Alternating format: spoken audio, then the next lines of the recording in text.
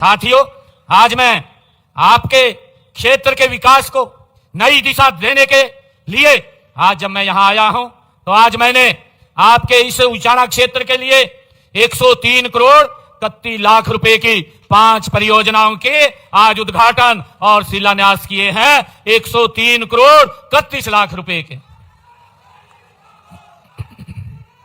साथियों, इनमें 28 करोड़ 54 लाख रुपए की लागत के आज 3 उद्घाटन हुए हैं और 74 करोड़ 70 लाख रुपए की लागत के 2 शिलान्यास भी आज किए हैं। साथियों, हमने राजनीति को केवल सत्ता का साधन नहीं बल्कि सेवा का माध्यम हमारी सरकार भारतीय जनता पार्टी ये मानती है। साथियों, मैं यह भी बताना चाहूंगा कि इस हलके के विकास को गति देने के लिए हमने पिछले 11 वर्षों के कार्यकाल में 58 यहां पर अनाउंसमेंट किया था। 58 अनाउंसमेंट हुई थी और उनमें से 78 पर काम हमने पूरा कर लिया है। 15 पे काम प्रगति पे चल रहा है। साथियों, मैं ये भी बताना चाहता हूं, हमारे पूर्व के वक्ता इस बात को लेकर के बोल रहे थे। मैं आपको बताना चाहता हूं कि कांग्रेस ने अपने कार्यकाल में इस क्षेत्र के विकास के लिए कितना काम किया है। वोट तो लेने का काम किया परंतु क्षेत्र को विकास में पीछे करने का काम किया है। हमने इस हलके में विकास कार्यों के लिए पिछले 11 वर्षों में 1409 करोड़ रुपए पिछले 11 वर्षों में उचाना विधानसभा क्षेत्र के लिए खर्च करने का काम किया है। और साथियों, अगर हम दूसरी तरफ देखें, जो कांग्रेस का 10 वर्ष का शासनकाल रहा है, 10 वर्षों के शासनकाल में कांग्रेस ने मात्र इस क्षेत्र के विकास के लिए 386 करोड़ रुपए खर्च किए। हमारी सरकार ने 1409 करोड़ रुपया इस क्षेत्र के विकास के लिए खर्च किया है। भाइयों, 3 गुना ज्यादा हमारी सरकार ने इस उचाना के विकास के लिए काम किया है। साथियों, मैं आपको बताना चाहता हूं कि यहां उचाना के अंदर पहली बार हमारी सरकार ने उचाना उप तहसील बनाने की बात हो, चाहे उपमंडल और अलेवा उप तहसील बनाने की बात हो, हमने इस क्षेत्र के विकास में कोई कोर कसर नहीं छोड़ी है। साथियों, मैं ये भी बताना चाहता हूं क्योंकि विपक्ष आज मुद्दाविहीन हो चुका है। आज विपक्ष के पास मुद्दा नहीं बचा है और क्योंकि उनके कार्य जो ऐसे थे, वो तो जब वोट लेते थे, वोट के समय तो आकर के बड़े बड़े सजग आग दिखाते थे, वोट लेकर के उनको भूल जाते थे और जनता को भी नजदीक नहीं लगने देते थे। आज मुझे खुशी है बताते हुए, आज जब मैं हरियाणा के इस हाट क्षेत्र में आया हूं, ये हरियाणा का हाट है और जब मैं वोट मांगने आया था, हमारे देवेंद्र चतुर्वेदी जी बोल रहे थे कि कुछ युवा बोल रहे थे कि सैनी साहब चिंता मत करना, इस कांग्रेस नो गारे की तरह लीप देंगे। भाइयों, विकास के काम में आपका बेटा, आपका भाई इस उचाना के विकास में, हरियाणा के विकास में कोई कोर कसर नहीं छोड़ेंगे। मैं आज आप लोगों के बीच में विश्वास से बात कह रहा हूं। साथियों, मैं आपको यह भी कहना चाहता हूं कि मैंने जो वायदे किए थे जब चुनाव चल रहा था, मैंने ये कहा था, अपने हरियाणा के युवाओं को कहा था, क्योंकि कांग्रेस के लोग ये नहीं चाहते थे कि किसी युवा को सरकारी नौकरी लगे, किसी गरीब का बेटा बिना पैसे के नौकरी लग जाए, ये नहीं चाहते थे। और इन्होंने जाकर के चीफ इलेक्शन कमीशन चुनाव आयोग के पास ये लोग जाकर के पेश हुए और वहां जाकर के एप्लीकेशन दिया कि हरियाणा की सरकार को रोका जाए कि वो रिजल्ट निकाल रहा है और रिजल्ट ना निकाले। मैंने जब चुनाव आयोग ने उस पर संज्ञान लिया और लेकर के मेरे को एक चिट्ठी लिखी कि जब तक ये आचार संहिता लगी हुई है आप कोई रिजल्ट नहीं निकालेंगे। मैंने उनको कहा, चुनाव आयोग को, मुझे तो पता चल गया ये कांग्रेस के लोग ये भलाई के लिए नहीं, ये तो अपनी भलाई के लिए गए हैं वहां पर। और मैंने कहा कि मैं कोई रिजल्ट नहीं निकालूंगा। मेरे हरियाणा के युवाओं को इस बात की चिंता हुई और ये युवा आकर के मुझे कहने लगे कि मुख्यमंत्री जी, हम आपसे एक बात करने आए हैं। मैंने कहा, करिए, क्या बात आपने करनी है। वो डरते डरते मुझे कहने लगे कि मुख्यमंत्री जी, हवा ऐसी चल रही है कि कहा कांग्रेस की सरकार आएगी, हमें नौकरी नहीं मिलेगी और हमारा आग्रह है आपसे कि आप ये रिजल्ट निकाल दें। मैंने युवाओं को कहा, मैं कहा देखिए, रिजल्ट तो नहीं निकाल सकूंगा क्योंकि मुझे चुनाव आयोग ने कहा है और उसने मेरे को चिट्ठी लिखी है, परंतु मैं आप लोग को एक विश्वास दिलाता हूं कि जब 8 तारीख को रिजल्ट आएगा मैं शब्द बाद में लूंगा, पहले आप लोगों को ज्वाइनिंग लेटर दूंगा। साथियों, मुझे खुशी है और आज आपका भाई, आपका बेटा ये बड़े फख्र के साथ ये खड़ा होकर के कह रहा है हमारी करनी और कथनी में कोई अंतर नहीं है। जो मैंने बात अपने हरियाणा के युवाओं को कही थी, साथियों बाद में मैंने ज्वाइनिंग किया, पहले मेरे 25,000 युवाओं ने हरियाणा के बिना पर्ची खर्ची के उन्होंने ज्वाइनिंग किया। साथियों, गरीब परिवार का बच्चा भी नौकरी लगा है। मैं कांग्रेस और अन्य दलों को यह पूछना चाहता हूं, मैं आज हरियाणा के उस ऐतिहासिक भूमि के ऊपर आया हूं जिस भूमि के ऊपर यह फरमान जारी होता है कि सरकार किसकी बनेगी। साथियों, मैं वहां पर आया हूं। मैं आज इस ऐतिहासिक भूमि से मैं कांग्रेस के लोगों को यह पूछना चाहता हूं कि आपकी सरकार में गरीब परिवार का जब रिजल्ट निकलता था, बेटे का नाम क्यों नहीं आता था? आज हरियाणा का गरीब परिवार पूछना चाहता है। आप ये झूठे अफवाहें उड़ा करके लोगों को गुमराह मत करिए।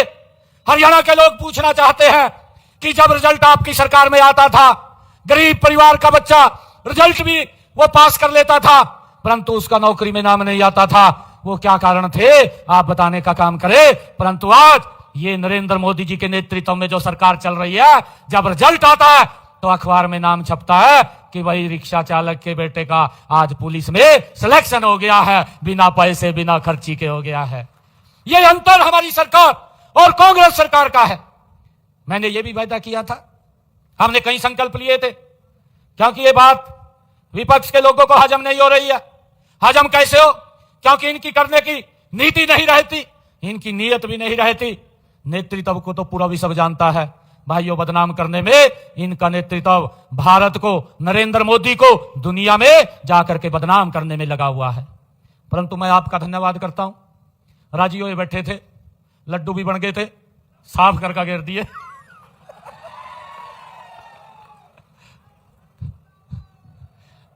सदमे में पड़े, अब तक सदमे में पड़े। और मैं आज इस ऐतिहासिक भूमि से कह रहा हूं, ये कांग्रेस का अब झूठ चलने वाला नहीं है। ये दुकान खोल ली नरे झूठ की। सुबह उठते हैं, सुबह उठ करके झूठ पसोरना शुरू कर देते हैं, झूठ बोलना शुरू कर देते हैं। मैं आज आपके बीच में आप सबके आशीर्वाद से एक बात कह करके जा रहा हूं, अगली बार कांग्रेस का भी खाता नहीं खुलेगा, पूरा का पूरा सुपड़ा साफ हो जाएगा। जो इनकी नीति है, जो इनकी नीति है। मैंने विधानसभा चुनाव में हरियाणा प्रदेश के लोगों के साथ एक वायदा किया था, संकल्प लिया था। मैंने कहा था कि जो किडनी का पेशेंट है उसे डायलिसिस कराना पड़ता था और एक डायलिसिस का 25 से 30 हजार रुपए खर्चा आता था। किसी को 3 डायलिसिस कराने पड़ते थे, किसी को 2 कराने पड़ते थे।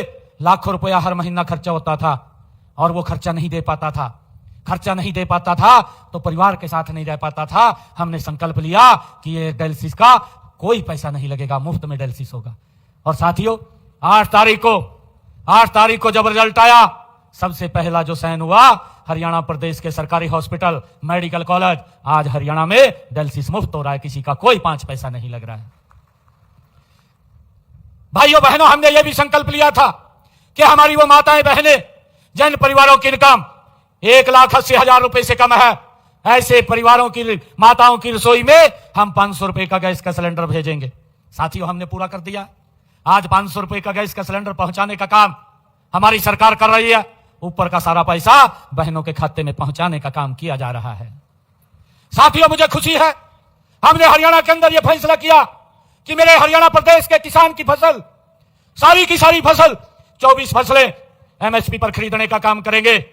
मैं कांग्रेस के नेताओं को भी पूछना चाहता हूं, क्योंकि आपकी सरकार हरियाणा में भी थी, आपकी सरकार केंद्र में भी थी और स्वामीनाथन ने कहा था कि इसका लाभकारी मूल्य दिया जाए। इन्होंने उस रिपोर्ट को डस्टबिन में डाल दिया, किसान को लाभकारी मूल्य नहीं दिया। भारतीय जनता पार्टी नरेंद्र मोदी की सरकार है कि आज हरियाणा के किसान की 24 फसलें एमएसपी पर खरीदने का काम हरियाणा सरकार कर रही है। देश का पहला राज्य है जो हर अपने किसान की फसल एमएसपी पर खरीद रहा है। साथियों, हमने इस बात को पूरा किया, इस संकल्प को पूरा किया है। मैं इन लोगों को पूछना चाहता हूं, जो कांग्रेस के और अन्य दल के लोग आज हवा बनाने में लगे हुए हैं, परंतु हवा तो निकली पड़ी है इनकी, कुछ नहीं बचा, अब नहीं बचा कुछ भी। अब तो हाथ पैर मार रहे, अब तो हाथ पैर मार रहे। मैं देख रहा था बेदी साहब की एक वीडियो, कहा गति तो करा बीमार पड़ी, पैर मार किराया ले लिया श्यामली का। साथियों, कुछ नहीं बचा कांग्रेस के पास, हाथ पैर मार रहे हैं, कुछ नहीं फंसा, कहा बुजुर्गों की पेंशन काट दी। आज मैं उचाणा की इस ऐतिहासिक भूमि से, अरे बुजुर्ग मेरे पिता समान है, बुजुर्गों का आशीर्वाद हमारे सिर के ऊपर है, अरे बुजुर्गों का सम्मान बढ़ेगा, उनकी पेंशन नहीं कटेगी। और ये सुनिश्चित अगर कोई करता, ये भारतीय जनता पार्टी की सरकार करती है, मोदी जी के नेतृत्व में करती है। मैं इनको पूछ रहा था, आपकी सरकार में बुजुर्गों का कितना पैसा बढ़ा, बताने का काम करें। एक ने तो 200 रुपए बढ़ाए 5 साल के अंदर, और एक ने 500 रुपए बढ़ाए कांग्रेस ने। ये 10 साल के अंदर 2012-13 के अंदर जब ये पता लगा कि इलेक्शन आ गया, जाते जाते बोल गए कि 1000 रुपए कर दो।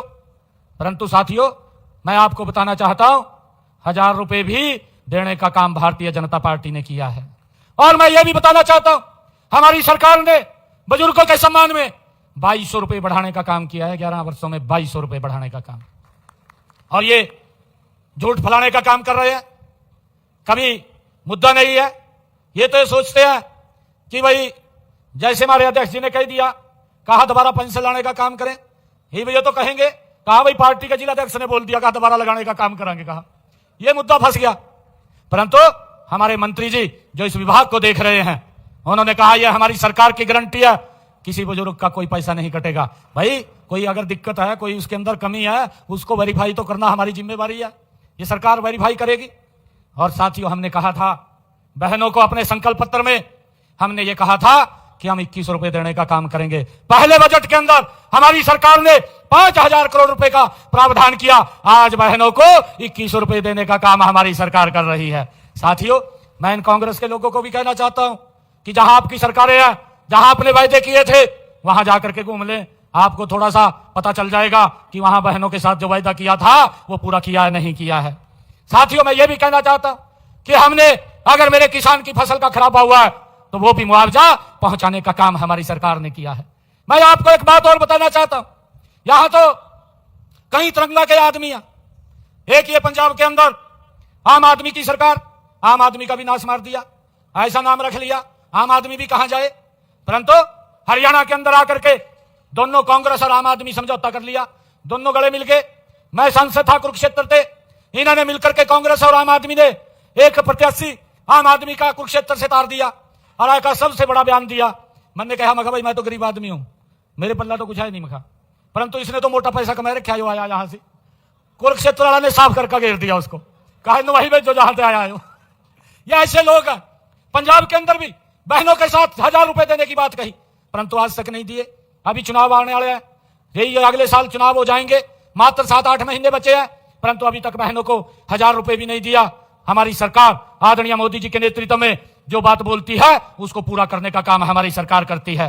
साथियों, मैं ये भी बताना चाहता हूं कि आम आदमी ने यहां तो बोल दिया कि फसल खराबे का जो बाढ़ आई थी, पहले तो वहां का मुख्यमंत्री बोलता कि अगर किसी की मुर्गी भी मर जू, उस मुर्गी का पैसा भी दूंगा। साथियों, लोगों की फसल खराब होगी, बाढ़ में चली गई, यहां तो बोल रहा का 20,000 रुपए प्रति एकड़ दे रहे हैं। केजरीवाल गुजरात में जाकर कहा जी हमारे मुख्यमंत्री ने 50,000 रुपए एकड़ दे दिया। साथियों, इतना झूठ बोलने का काम ये कांग्रेस और आम आदमी के लोग करते हैं, जनो कोई देखता नहीं। आजकल तो सोशल मीडिया का जमाना है, जहां कोई बोलता है तुरंत तो बात पहुंच जाती है। परंतु मैं आपको बताना चाहता हूं, हरियाणा में ज्यादा वर्षा के कारण हमारे किसान को, अगर किसी के घर को, अगर किसी के पशु को दिक्कत आई है तो उसका मुआवजा उसके घर पर पहुंचाने का काम हमारी सरकार ने किया है। ये बड़े फख्र के साथ हम कहते हैं।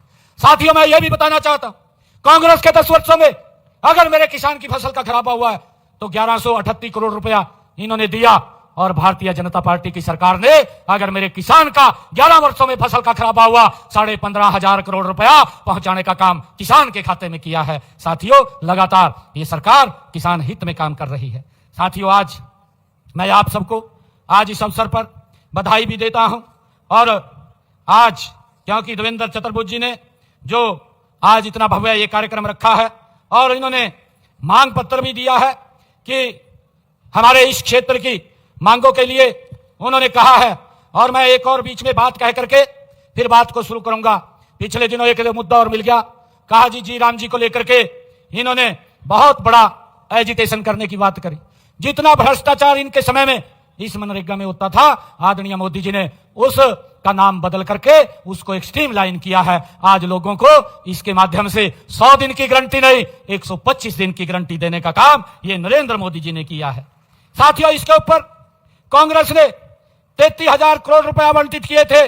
नरेंद्र मोदी जी ने जी राम जी में 1,51,282 करोड़ रुपया इसके लिए आवंटित किया है। इसके कार्य क्षेत्र को भी बढ़ाया है, परंतु इनके पास मुद्दा नहीं, बिना मुद्दे के बात करते हैं। मैं कांग्रेस के लोगों को यह भी पूछना चाहता हूं, आपने तो यह भी कहा था 24 घंटे बिजली देंगे, परंतु 24 घंटे बिजली नहीं दी। हमारी सरकार ने 24 घंटे बिजली देने का काम भी कर रहे हैं। साथियों, आज उचाना की सरदारी में हमारे देवेंद्र चतुर्भुज अत्री जी ने जो मांग पत्र रखा है, इन्होंने कहा है कि गांव थुआ के मोगा नंबर 3600 एल बधाना माइनर के खाल को पक्का किया जाए। मैं थुआ के मोगा नंबर 3600 एल बधाना माइनर के खाल को पक्का कराया जाएगा। इसके लिए 75 लाख रुपया हम जारी करते हैं। और उचाना विधानसभा के विभिन्न वाटर कोर्स की रिमॉडलिंग तथा रिहेबिलिटेशन ये कराने की बात हमारे देवेंद्र जी ने कही है। उचाना के 6 जल मार्गों की रिमॉडलिंग तथा रिहेबिलिटेशन कराई जाएगी, जिसके ऊपर 3 करोड़ 72 लाख रुपए खर्चा आएगा। साथियों, हमारे देवेंद्र जी ने कहा कि प्राथमिक स्वास्थ्य केंद्र घोगड़िया के नए भवन का निर्माण किया जाए। ये प्राथमिक स्वास्थ्य केंद्र घोगड़िया के नए भवन का निर्माण किया जाएगा। प्राथमिक स्वास्थ्य केंद्र उचाना खुर्द में जो पंचायत भवन में चल रहा है का नया भवन बनवाया जाए, ये मांग देवेंद्र जी ने रखी है। ये ग्राम पंचायत उचाना खुर्द में प्राथमिक स्वास्थ्य केंद्र का नया भवन बनवाया जाएगा। साथियों, देवेंद्र जी ने कहा कि प्राथमिक स्वास्थ्य केंद्र कर सिंधु को सामुदायिक स्वास्थ्य केंद्र में अपग्रेड किया जाए। यह भी जो कर सिंधु को में सामुदायिक स्वास्थ्य केंद्र है उसको अपग्रेड किया जाएगा, जिस पर लगभग 20 करोड़ रुपए का खर्चा आएगा। देवेंद्र जी ने जो सिंचाई विभाग की गांव बरसोला सब माइनर आरडी 19,000 से 36,500 तक इसको पुनर्वास किया जाए, इसकी मांग रखी है। सिंचाई विभाग द्वारा गांव बरसोला सब माइनर आरडी 19,000 से 36,500 का पुनर्वास, उसका रिहेबिलिटेशन वो कराया जाएगा।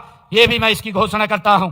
जो हमारे देवेंद्र जी ने कहा है कि उचाना विधानसभा में पंचायती राज विभाग के तहत सभी गांवों में ई लाइब्रेरी तथा जिम हॉल खोले जाएं। उचाना विधानसभा के जो गांव हैं उनमें ई लाइब्रेरी तथा जिम हॉल पंचायत द्वारा उपलब्ध कराए गए भवनों में वो खोले जाएंगे, इसकी भी मैं घोषणा करता हूं।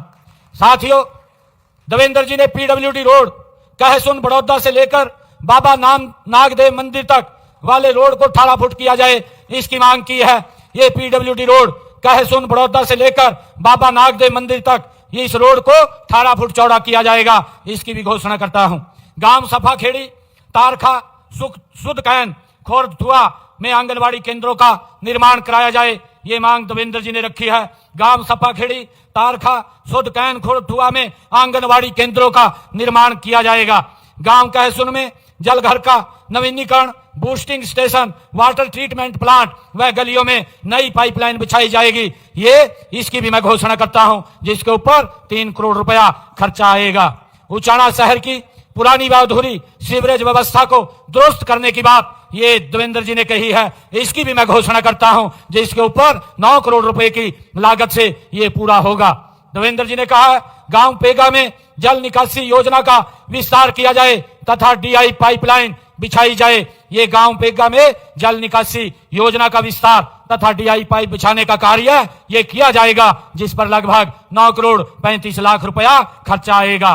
गांव करसिंधु में जो देवेंद्र जी ने कहा है करसिंधु को महाग्राम योजना में शामिल किया जाए, मैं यह गांव करसिंधु को महाग्राम योजना में शामिल करने और सीवरेज सिस्टम उसमें डालने, एसटीपी लगाने की आज घोषणा करता हूं, जिसके ऊपर 50 करोड़ रुपए का खर्चा आएगा। देवेंद्र जी ने कहा राजकीय उच्च विद्यालय घासो, राजकीय वरिष्ठ माध्यमिक विद्यालय कहसोन और राजकीय माध्यमिक विद्यालय बिगाना, राजकीय कन्या वरिष्ठ माध्यमिक विद्यालय अलेवा तथा राजकीय माध्यमिक विद्यालय खंडा में कुल 15 अतिरिक्त क्लासरूम का निर्माण अन्य कार्य कराए जाएं, इसकी भी मैं घोषणा करता हूं। इन सब कामों को पूरा करवाया जाएगा। विधायक जी ने कहा बरसोला माइनर और डाकल हेड इसका ये अपग्रेड किया जाए। मैं आज आपको एक विश्वास दिलाता हूं, कोई भी ऐसा काम नहीं है जो काम नहीं होगा। इसकी एक कमेटी बना करके इस काम को हम पूरा करवाने का काम वो करेंगे, जिससे कि क्षेत्र के लोगों को इसका लाभ मिले। साथियों, हरियाणा राज्य कृषि विपणन बोर्ड जींद द्वारा उचाना में नई अतिरिक्त अनाज मंडी और मार्केट कमेटी का भवन बनाने की बात देवेंद्र जी ने कही है। उचाना में नई अतिरिक्त अनाज मंडी मार्केट कमेटी का भवन का निर्माण करवाया जाएगा, इसकी भी मैं घोषणा करता हूं।